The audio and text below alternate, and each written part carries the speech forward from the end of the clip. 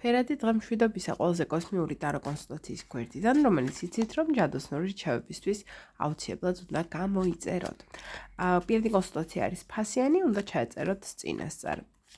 ჩვენ ახლა გავაკეთოთ ესეთი გაშლა მომდენო ერთი თვის შესახებ, რომელიც ეხება ივნისის თვეს და ვნახოთ რა უნდა გაითვალისწინოთ, რას უნდა მიაქციოთ ყურადღება, ჩაიფიქრეთ, მანამდე თქვენ შეკითხვა, რომელიც შეიძლება პასუხობდეს კი ან არას და ასევე ეს დამატებით ნახოთ რამდენად დაგთანხმდებათ სამყარო თქვენს შეკითხვაზე. დავიწყოთ, ნახოთ რა იქნება მთავარი თემა მომდევნო ერთი თვის განმავლობაში.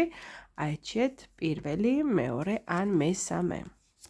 ეს იქნება მთავარი თემა და ვნახოთ თუ ჭირდება მოგვარება, როგორ უნდა მოაგვაროთ, თუ მხოლოდ რჩევას გაძლევთ ამ თემასთან დაკავშირებით, რა იქნება ეს თემა. პირველი, მეორე ან მესამე, ასევე ჩაიფიქრეთ შეკითხვა, კიდევ ერთხელ ვიმეორებ და ვნახოთ რას გეტყვით სამყარო. ეს იქნება თქვენს გარშემო მთავარი თემები, რასაც ყურადღება უნდა მიაქციოთ და ვნახოთ რაც შეეხება პირად ურთიერთობას, აქ რას გეუბნებათ, რა რჩევას გაძლევთ, რა უნდა გაითვალისწინოთ. აქაც ორი არკანი ამოვიღოთ და დავიწყოთ. ჩაიფიქრეთ პირველი, მეორე ან მესამე. თუ აირჩიეთ პირველი, ვნახოთ მთავარი როგორ კარგად იწყება თქვენი თვე, თქვენი ამბები და ვნახოთ ესე კარგადვე გაგრძელდება თუ არა. კი, ნამდვილად ხედავთ ალბათ არკანებს, თუმცა მნიშვნელობა შეიძლება არ იცოდეთ, მაგრამ ყველაფერი საკმაოდ ნათელია, ესე ვფიქრობ. მთავარი თემა იქნება ის, რომ თქვენს ცხოვრებაში რაღაც მნიშვნელოვანი ნაბიჯის გადადგმა შეიძლება მოგიწიოთ, ან მნიშვნელოვნად საინტერესო ეტაპზე გადავიდეს თქვენი ცხოვრება, რაც იმას ნიშნავს, რომ შეგიძლიათ ნებისმიერი შემოთავაზება, რასაც თქვენი პარტნიორი შემოგთავაზებთ, დათანხმდეთ, მიიღოთ, იმიტომ რომ შეიძლება ამას დიდი ხანია ელოდებით კიდევაც.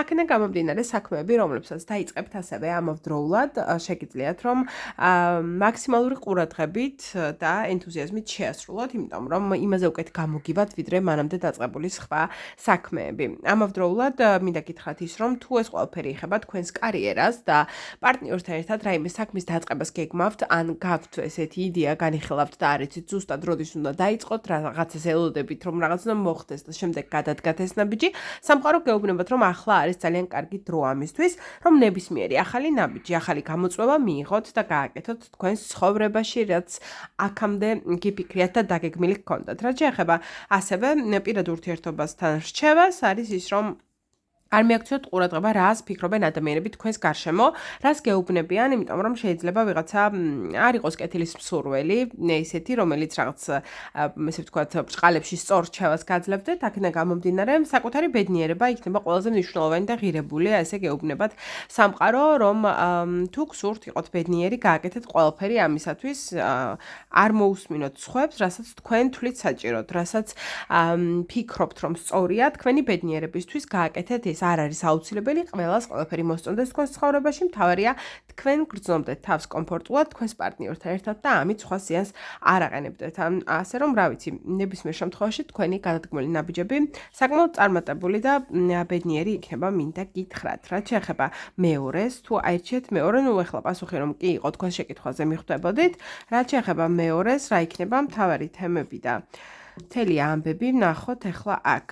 მეორეს შემთხვევაში მინდა გითხრათ, რომ რაღაც ესე ვთქვათ, თქვენი გეგმები ისე მარტივად არ მიდის, როგორაც ჩაფიქრებული გაქვთ და წარმოგიდგენიათ და შეიძლება გქონდეთ შურის მომენტი იმის შესახებ, რომ აი სხვა ადამიანებს ყველაფერი უფრო მარტივად გამოსდით, მარტივად აქვთ, ყველაფერი უფრო მარტივად შეუძლიათ ადამიანები, რომლებსაც არ შეუძლიათ ესე ვთქვათ, დაინახონ, რამდენად ღირებულია რაღაც ისეთი, რაც თქვენთვის ძალიან მნიშვნელოვანია და ეს რაღაცები რომ აქვთ, ცოტა ესე ვთქვათ, რაღაცნაირი შურის, ოღონდ აი ესეთი გულდაწყვეტილი შურის მომენტი შეიძლება გქონდეთ. თუმცა გეუბნებათ სამყარო, რომ ამან არ გაგაბოროტოთ, რაც მთავარია და გვერდით ყავთ ადამიანი, რომელიც ყველანაირ სიტუაციაში ყველაფერში დაგეხმარებათ, მიუხედავად იმისა, რომ შეიძლება რაღაცები, ესე ვთქვათ, არ წავიდეს თქვენი გეგმის მიხედვით, ის ყოველთვის თქვენს გვერდით იქნება, თქვენს ნებისმიერ შეცდომას გამოასწორებს, თუმცა ეცადეთ, რომ ეს შეცდომები ნაკლებად დაუშვათ, იმიტომ რომ შეიძლება ესე ვთქვათ, ყოველთვის ისე არ წავიდეს და არ გამოვიდეს ეს დახმარებაც, როგორაც თქვენ გინდათ.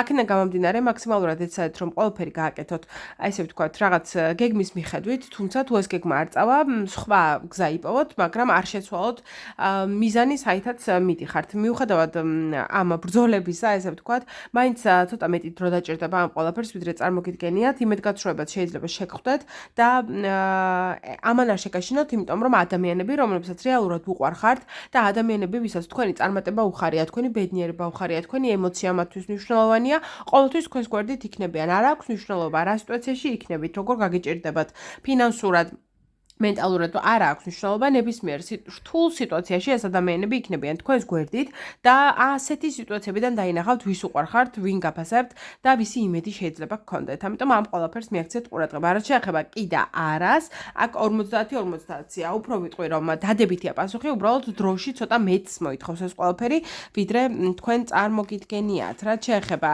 მესამეს, თუ ჩაიფიქრეთ მესამე, ნახოთ რა ხდება აქ.